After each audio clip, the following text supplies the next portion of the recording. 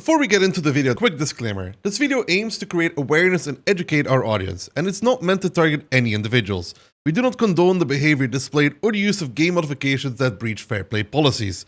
The footage you are about to watch is not created by us, but falls under fair use. Hello gamers! Today, a little bit special of a video that I never thought I would actually have to make. I've always been of the opinion that cheating in World of Tanks does not get you anywhere because it's not that impactful. However, after the footage and a replay even proving the existence of something that could change my opinion on the cheating situation, you'll find out in this video as we dive into a deeper look. So, this replay got sent to me actually on stream, and when the guy told me, hey Daki, I have a replay for you, and the guy in the enemy team is cheating, I naturally reacted like I always do. I said, my man, cheating in World of Tanks is not very impactful whatsoever.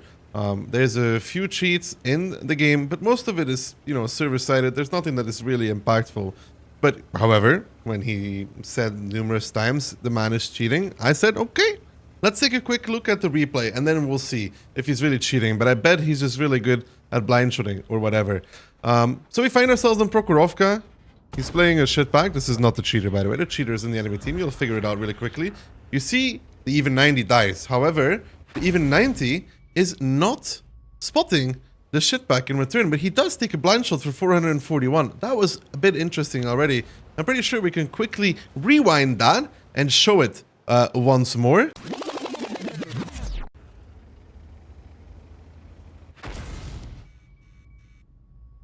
So that's already a bit sus, you would think. Maybe he just got lucky. Maybe he's just that good at the game.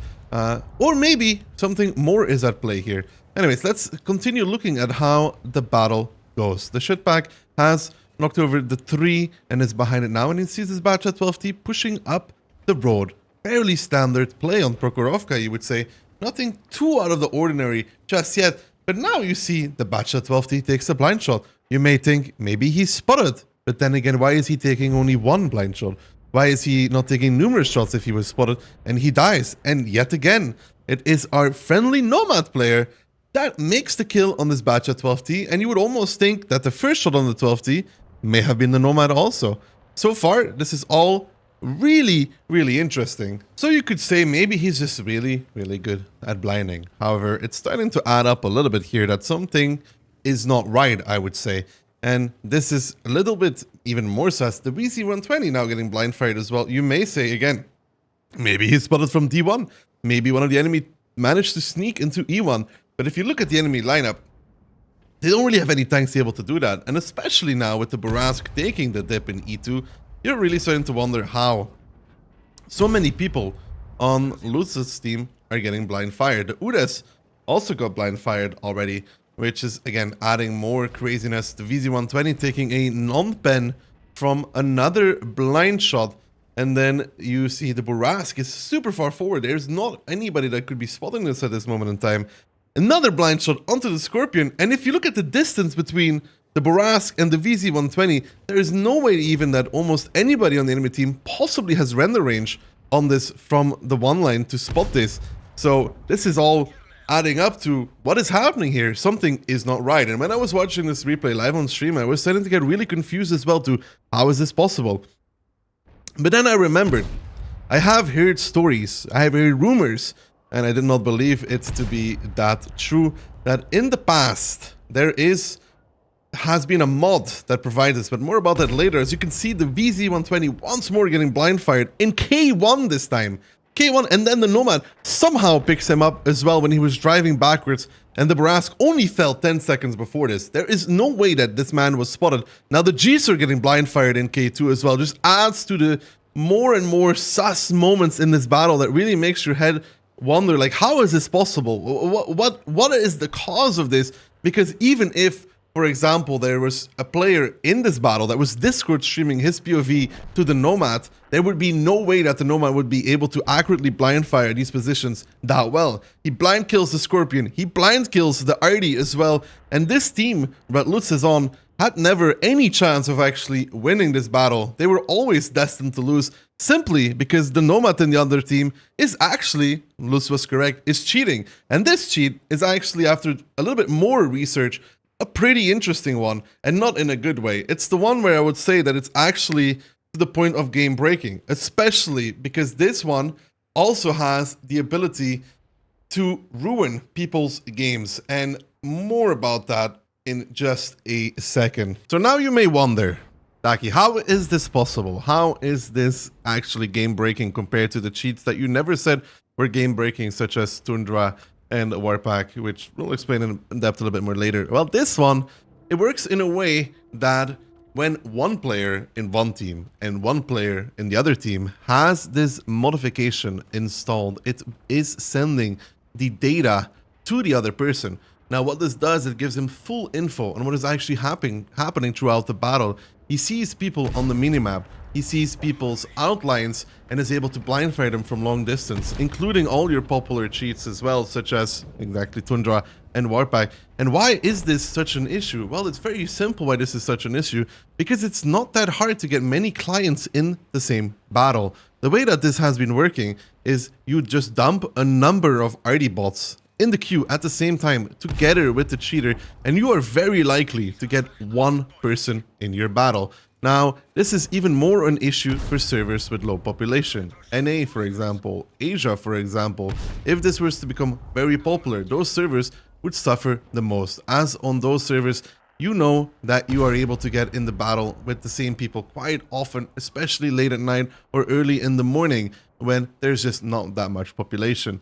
And because of this information that the person gets, on maps like Prokhorovka, or really any map where you can realistically blind people or work with this information, it is very, very powerful. Even more so if it would be used in a platoon. This is just one singular player on what is probably the most ideal map for it, Prokhorovka, in a Nomad, and you can see what he's doing here. I mean, he doesn't seem to be the smartest one in the pack whatsoever, YOLOing down the 2-line and dying.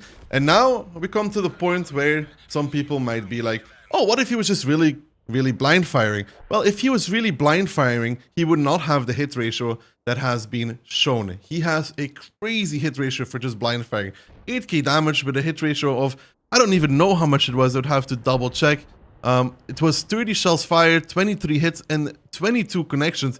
That is unbelievable. And if we then take a look at the assist that the teammates of this Nomad has done, there is no way that anybody would be spotting that assist for him. There is just not, the numbers don't add up.